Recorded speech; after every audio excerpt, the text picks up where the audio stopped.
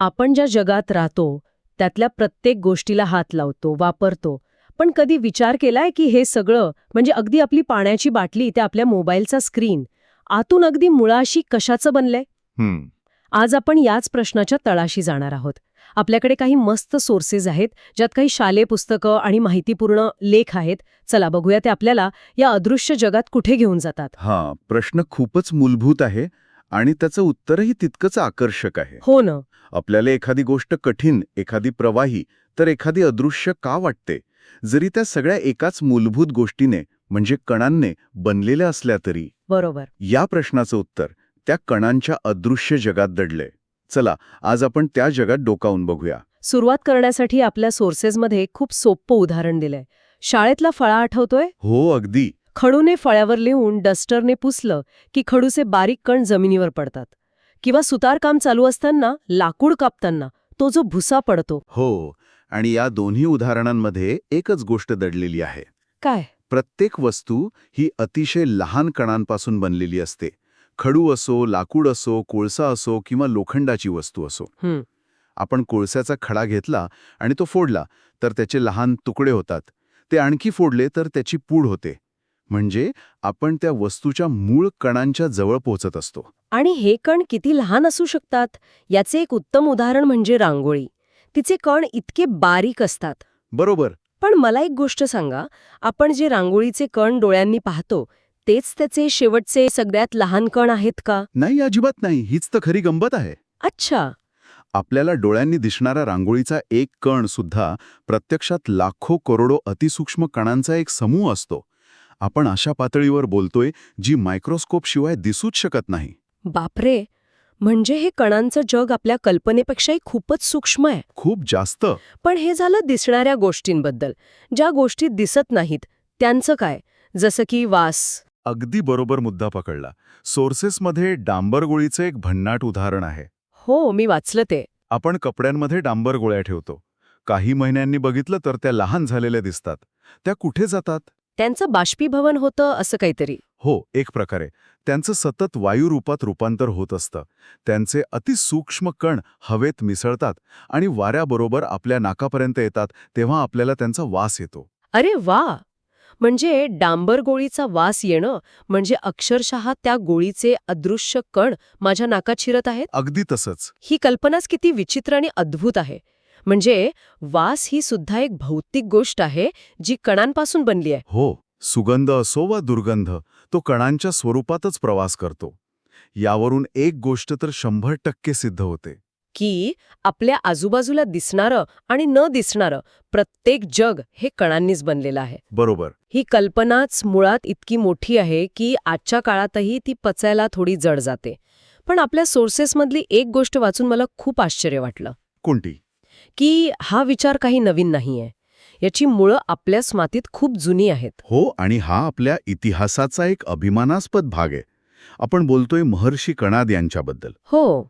सोर्सेसनुसार इसवी सन पूर्व 6व्या शतकात म्हणजे आजपासून जवळपास 2500 वर्षापूर्वी त्यांनी हा सिद्धांत मांडला होता की हे विश्व सूक्ष्म कणांचे बनलेले आहे. 2500 वर्षांपूर्वी म्हणजे जेव्हा जगात इतर ठिकाणी प्राथमिक विचार चालू होते तेव्हा भारतात पदार्थाच्या मूळ रचनेवर इतका सखोल विचार झाला होता. अविश्वसनीय. इतकंच नाही, त्यांनी त्या अविभाज्य कणांना एक नावही दिलं होतं, पिलव. पिलव. त्यांचा सिद्धांत होता की प्रत्येक वस्तूचं विभाजन करत गेल्यास शेवटी एक असा कण उरतो ज्याचं विभाजन करता येत नाही. अच्छा. पुढे याच कल्पनेला ग्रीक विचारवंतांनी ॲटमोस म्हणजे इंडिव्हिजिबल, अविभाज्य असं म्हटलं, ज्यावरून आजचा ॲटम हा शब्द आला. पिलू म्हणजे आज आपण ज्याला अणू किंवा रेणू म्हणतो त्याचीच ही प्राचीन भारतीय संकल्पना. हो, एक प्रकारे. म्हणजे आता आपण जेव्हा कण म्हणू तेव्हा आपण याच अणुरेणूंबद्दल बोलत असू हे स्पष्ट झाल्यामुळे पुढची चर्चा सोपी होईल. बरोबर. हा संदर्भ समजून घेतल्यावर आधुनिक विज्ञानाकडे पाहण्याचा दृष्टिकोनच बदलतो. हे खूप इंटरेस्टिंग आहे. म्हणजे खडू आणि लाकूड हे दोन्ही कणांचे म्हणजे अणुरेणूंचे बनले आहेत. पण आपण लाकडापासून खुर्ची बनवतो, त्याला वस्तू म्हणतो, आणि लाकडाला पदार्थ म्हणतो. या पदार्थ आणि वस्तू शब्दांमध्ये काही तांत्रिक फरक आहे का? कारण आपण बोलताना तर सर्रास दोन्ही शब्द एकमेकांना बदलून वापरतो. हा खूप महत्वाचा प्रश्न आहे. कारण यातला फरक समजला की बऱ्याच गोष्टी स्पष्ट होतात. सांगा ना. सोप्या भाषेत सांगायचं तर पदार्थ म्हणजे कच्चा माल आणि वस्तू म्हणजे त्यापासून बनलेली पक्की वापरायोग्य गोष्ट. कच्चा माल आणि पक्की वस्तू, ठीक आहे. सोर्सेसमधलं मातीचं उदाहरण घेऊ. माती हा एक पदार्थ आहे. त्याला स्वतःचा असा काही निश्चित आकार नाही. आणि याच मातीला जेव्हा कुंभार चाकावर फिरवून एक विशिष्ट आकार देतो तेव्हा त्यातून माठ, पणती किंवा कोणतीही दुसरी वस्तू तयार होते. अगदी बरोबर. म्हणजे वस्तूला एक विशिष्ट आकार आणि रचना असते. हो. आणि गंमत म्हणजे एकाच पदार्थापासून किती वेगवेगळ्या वस्तू बनू शकतात. हो ना. लाकूड हा पदार्थ घ्या. त्यापासून आपण बसायला खुर्ची बनवतो, लिहायला टेबल बनवतो. आणि खेळायला क्रिकेटची बॅट बनवतो. बरोबर. आणि त्या तिन्ही वस्तूंचे गुणधर्म आणि उपयोग किती वेगळे आहेत. कच्चा माल तोच, लाकूड, पण आकार आणि रचनेने आपण त्याचे उपयोग पूर्णपणे बदलून टाकले. परफेक्ट. म्हणजे सोनं हा पदार्थ आहे, पण बांगडी आणि हार या वस्तू आहेत. कापूस पदार्थ आहे, पण शर्ट ही वस्तू आहे. अगदी. हा फरक महत्वाचा आहे, कारण वस्तूचे गुणधर्म हे ती कोणत्या पदार्थापासून बनली आहे यावर तर अवलंबून असतातच, पण तिच्या रचनेवरही अवलंबून असतात. ठीक आहे, हे स्पष्ट झालं. पण आता माझ्या मनात एक मोठा प्रश्न येतोय. विचारा, पाणी. आपण बर्फ पाहतो, जे कठीण असतं. आपण पाणी पितो, जे प्रवाही असतं. आणि पाण्याची वाफ तर अदृश्य असते. हे तिन्ही एकाच पदार्थापासून म्हणजे पाण्याच्या रेणूंपासून बनलेले आहेत. मग त्यांच्यात इतका जमीन आसमानाचा फरक का? अप्रतिम प्रश्न. एकच पदार्थ इतकी वेगळी रूपं कशी घेऊ शकतो? आणि याचं उत्तर आहे ऊर्जा. ऊर्जा? हो. विचार करा. बर्फ, पाणी आणि वाफ हे 3 वेगळे पदार्थ नाहीत, तर एकाच पदार्थाच्या 3 वेगवेगळ्या एनर्जी लेव्हल्स आहेत. Energy levels, interesting. पदार्थाच्या या रूपांना आपण अवस्था म्हणतो. मुख्य 3 अवस्था आहेत: स्थायू, द्रव आणि वायू. ठीक आहे. तर मग हे एनर्जी लेव्हल्सचं गणित कसं काम करतं? बर्फापासून सुरुवात करूया. नक्कीच. स्थायू अवस्थेत म्हणजे बर्फात पाण्याचे कण म्हणजे रेणू हो. ते अगदी कमी ऊर्जेच्या पातळीवर असतात. ते एकमेकांना घट्ट धरून एका शिस्तबद्ध रचनेत पॅक झालेले असतात. जसं एखाद्या सभागृहात प्रेक्षक आपापल्या खुर्चीवर शांत बसलेले असतात तसे. बरोबर. उत्तम उदाहरण. त्यांच्यात ऊर्जा कमी असल्यामुळे ते फक्त आपल्या जागेवर राहून किंचित कंपन पाहू शकतात. अच्छा. म्हणूनच बर्फाला स्वतःचा एक निश्चित आकार आणि आकारमान असतो. तो कठीण असतो. समजलं. कमी ऊर्जा, शिस्तबद्ध रचना, म्हणून निश्चित आकार. आता समजा आपण या बर्फाला उष्णता दिली म्हणजे ऊर्जा दिली, मग काय होतं? उष्णता म्हणजे ऊर्जा. ही ऊर्जा मिळाल्यावर ते शांत बसलेले कण नाचू लागतात. त्यांच्यातली शिस्त मोडते. ते एकमेकांपासून थोडे दूर होतात आणि एकमेकांवरून घसरू लागतात. ही झाली द्रव अवस्था, म्हणजेच पाणी. आणि मग त्यांना स्वतःचा आकार उरत नाही. नाही. जसं पार्टीत लोक एकमेकांशी बोलत फिरतात तसे हे कण फिरतात. त्यामुळे तुम्ही पाणी ग्लासात होता किंवा भांड्यात, ते त्याचा आकार घेतं. वा, हे एनर्जी लेव्हल्सचं स्पष्टीकरण एकदम मस्त आहे. म्हणजे द्रव अवस्थेत मध्यम ऊर्जा असते, ज्यामुळे कण एकमेकांवरून घसरू शकतात पण पूर्णपणे सुटे होत नाहीत. अगदी बरोबर. आणि आता जर आपण पाण्याला आणखी ऊर्जा दिली म्हणजे ते उकळवलं तर मग त्या कणांना इतकी प्रचंड ऊर्जा मिळते की ते एकमेकांचे सगळे बंध तोडून पूर्णपणे मुक्त होतात आणि सैरावैरा धावू लागतात. अच्छा. ही झाली वायू अवस्था, म्हणजेच वाफ.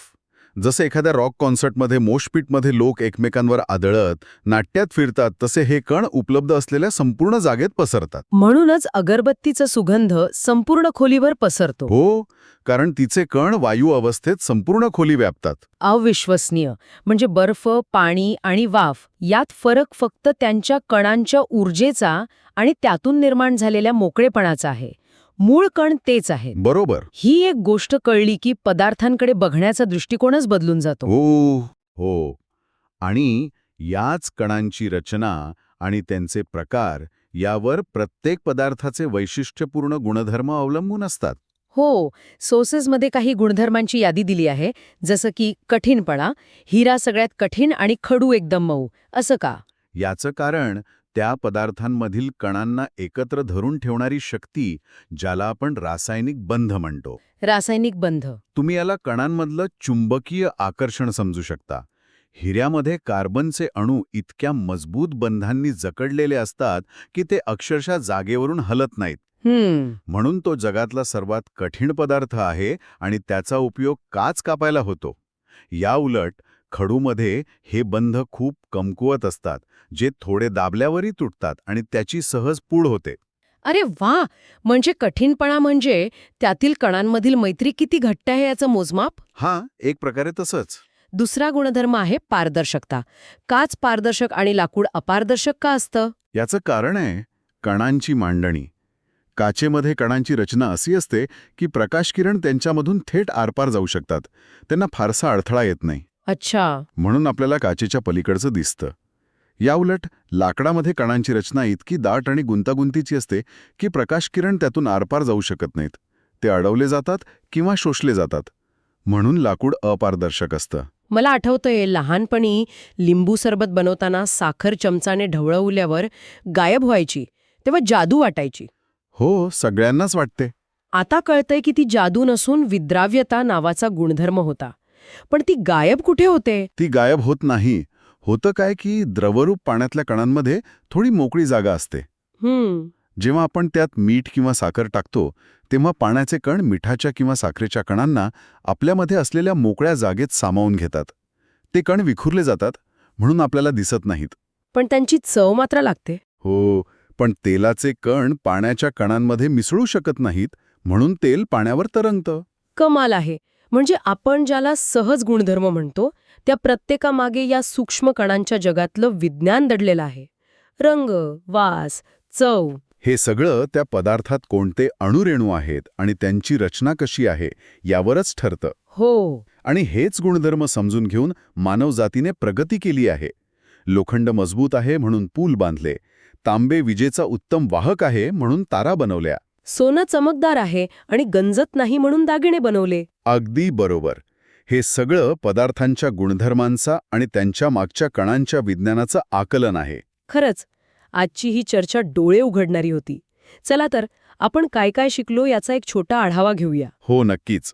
सगळ्यात मोठी आणि महत्वाची गोष्ट म्हणजे आपल्या आजूबाजूच्या सगळ्या गोष्टी स्थायू, द्रव किंवा वायू या अतिसूक्ष्म कणांच्या म्हणजेच अणू आणि रेणूंच्या बनलेल्या आहेत. बरोबर. त्यानंतर आपण पदार्थ म्हणजे कच्चा माल आणि वस्तू म्हणजे त्यापासून बनलेली एक विशिष्ट आकाराची गोष्ट हा फरक समजून घेतला. हो, लाकूड हा पदार्थ आहे तर खुर्ची ही वस्तू आहे. आणि सगळ्यात महत्वाचा भाग म्हणजे पदार्थाच्या अवस्था. स्थायू, द्रव आणि वायू या अवस्था म्हणजे पदार्थाच्या वेगवेगळ्या एनर्जी लेव्हल्स आहेत. हो. बर्फ म्हणजे कमी ऊर्जेचे शिस्तबद्ध कण. पाणी म्हणजे मध्यम ऊर्जेचे एकमेकांवरून घसरणारे कण. आणि वाफ म्हणजे प्रचंड ऊर्जेने नालटिणारे मुक्त कण. हा दृष्टिकोन माझ्यासाठी तरी पूर्णपणे नवीन होता. ही झाली पदार्थाच्या स्वरूपाची एक मूलभूत ओळख. या संकल्पना समजून घेतल्या की आपल्या सभोवताळच्या जगाकडे पाहण्याचा दृष्टिकोनच बदलून जातो. अगदी. पण ही तर फक्त सुरुवात आहे.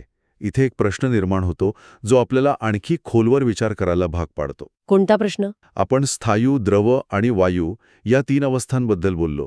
या आपल्याला पृथ्वीवरच्या सामान्य तापमानात आणि दाबात दिसतात. बरोबर. पण विचार करा, पदार्थाच्या फक्त याच 3 अवस्था आहेत का? अच्छा. सूर्यासारख्या ठिकाणी जिथे तापमान लाखो अंश सेल्सिअस असतं, तिथे पदार्थाचं काय होत असेल?